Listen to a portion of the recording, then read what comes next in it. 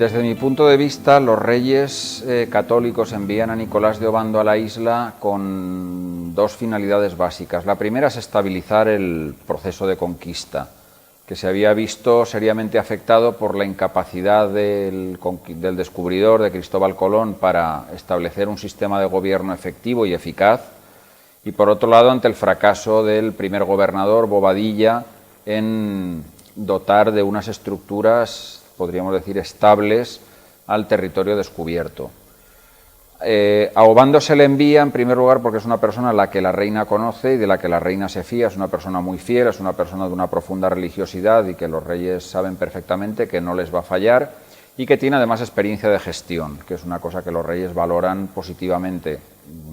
Obando ha sido comendador mayor de la Orden de Alcántara, conoce bien la gestión cotidiana de algo tan complejo como una orden militar, y esa experiencia es la que van a aprovechar los reyes para, digamos, la estabilización, que ya digo es la primera finalidad que tiene del territorio descubierto. La segunda finalidad es básicamente poner la colonia en explotación, es decir, la corona tiene unas urgencias económicas muy importantes, hay una pelea o un conflicto desarrollado con Francia con respecto a tanto los territorios limítrofes con la corona de Aragón como en Italia, y hay en cierto modo en marcha una pelea por saber qué potencia va a ser la que gobierna el continente europeo durante el siglo XVI, y para esa política exterior que en buena medida rige el rey católico más posiblemente que la propia reina, los fondos tenían que llegar desde América, y a Obando se le da una finalidad o se le da una orden en el sentido de que la colonia tiene que producir en la mayor medida posible, sobre todo oro. Las economías modernas son economías que dependen del oro, que de alguna manera son, incluso se podría decir entre comillas, drogadictas del oro. Entonces el oro es lo que permite la circulación económica, la monetización y el funcionamiento de las economías. Cuanto más oro, más potente es una economía. Y en ese sentido, pues a Obando se le dio la orden de que extrajese de los territorios que se habían descubierto la mayor cantidad de oro posible. Había un tercer problema, evidentemente, que es el de los indígenas. Es decir, España había llegado a un territorio que no estaba despoblado, que es un territorio que no se podía incorporar fácilmente a la corona española porque no solo había pobladores, sino que había estructuras de gobierno, había caciques, había, digamos, pequeños reinos o pequeños territorios, y ahí se plantea otro problema, y es que a la curiosidad inicial que desarrollan los indígenas americanos hacia los españoles sucede el horror y sobre todo el miedo a un sistema de explotación que los colocaba pues a trabajar de manera incesante en las minas auríferas, y que producía además un impacto ecológico evidente y un impacto biológico que llevó a la muerte de decenas de miles de aborígenes a causa de las enfermedades que los españoles llevaron en sus naves a América.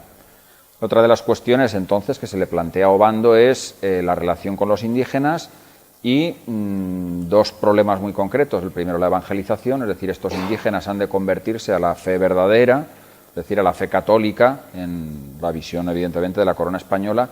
y en segundo lugar, pues hay que ponerlos a disposición de los españoles en el trabajo de las minas, convertirlos de alguna manera en súbditos del rey, es decir, la corona española tenía súbditos y los indios habían de convertirse en súbditos. Otra cosa es la voluntad de los indígenas, que evidentemente cuando vieron a los españoles y las intenciones aviesas que tenían hacia ellos,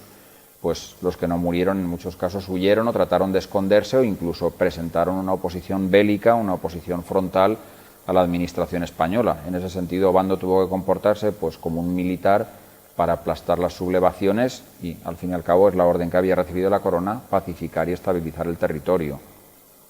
Bien, siempre se ha dicho que Nicolás de Obando es de algún modo la persona que va a establecer un sistema de gobierno, una estructura de gobierno que va a ser la que después pasará al continente y se convertirá,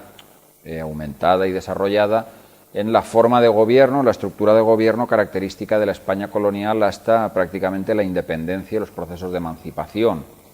En ese sentido es verdad que los historiadores del derecho decimos que lo que es el ejercicio del poder o lo que es la administración de un territorio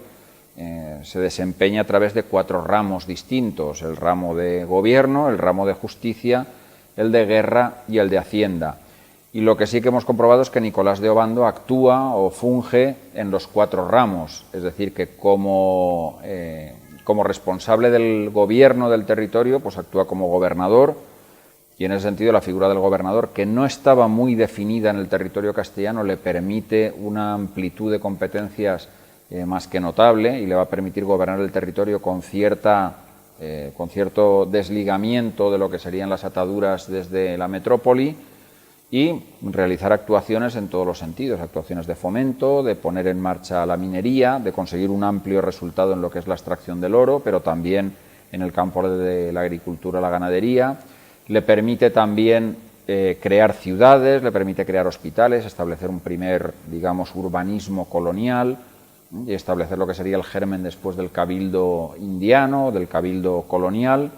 Le permite también repartir los indios, repartirlos y protegerlos a través del mecanismo de la encomienda, aunque luego los conquistadores o los colonizadores españoles pervertirían ese mecanismo y lo convertirían en una cosa diferente, en un mecanismo de explotación de los indios cuando se concibió como una protección. En el campo del gobierno, pues como gobernador, Nicolás de Obando tenía unas atribuciones amplísimas. Lo mismo se puede decir en el caso de la justicia. Es decir, él va a actuar en las colonias americanas o en la isla de la Española como un juez de apelaciones. Es decir, en la isla ya hay 2 jueces, 2 alcaldes mayores, y lo que reclamaban los colonos españoles es el poder apelar o presentar recurso contra las sentencias de los alcaldes mayores con las que no estuviesen de acuerdo. Nicolás de Obando va a actuar, pues, como juez que recibe las apelaciones de esas sentencias de los alcaldes mayores. E incluso de sus propias sentencias se va a poder recurrir ante el Consejo Real en Castilla, de tal manera que aquellos que tenían unos intereses económicos mayores o unos pleitos de unas dimensiones pues más considerables podían incluso recurrir o apelar las sentencias del gobernador. En el campo de guerra o en el campo de la guerra, el gobernador se va a comportar pues prácticamente como un capitán general o un capitán a guerra. Es decir, tiene atribuciones amplias. Es cierto que en casos muy aislados conduce él personalmente las tropas, es más partidario de localizar a aquellos capitanes que le resulten más, digamos, más competentes y encomendarles las campañas, en algunos casos incluso determinando la estrategia militar a seguir, y también va a tener un papel esencial en la animación de lo que son los descubrimientos, es decir, enviará a personas de su confianza pues al asentamiento español en Cuba, en Puerto Rico, y también algunas expediciones al continente para empezar a preparar lo que será la siguiente fase de expansión hacia tierra firme. Y por último, en materia de Hacienda, es verdad que su competencia fue menor. Los reyes siempre trataron de separar lo que es el campo de la Hacienda de lo que es el campo del poder para evitar corruptelas y para evitar pues, que se realizaran fraudes y desfalcos. Pero sí que es verdad que Obando va a tener un papel muy importante a la hora de determinar los nuevos tributos. Los reyes, de hecho, le encargan que establezca un sistema tributario global para la isla, y es un poco el creador de lo que será el tributo indígena, y también será la persona que piense qué tributos o qué impuestos deben pagar los colonizadores españoles, y al mismo tiempo tiene un papel esencial en lo que es la extracción del oro, la fundición y la tributación que tiene toda la actividad económica, sobre todo minera, de la isla.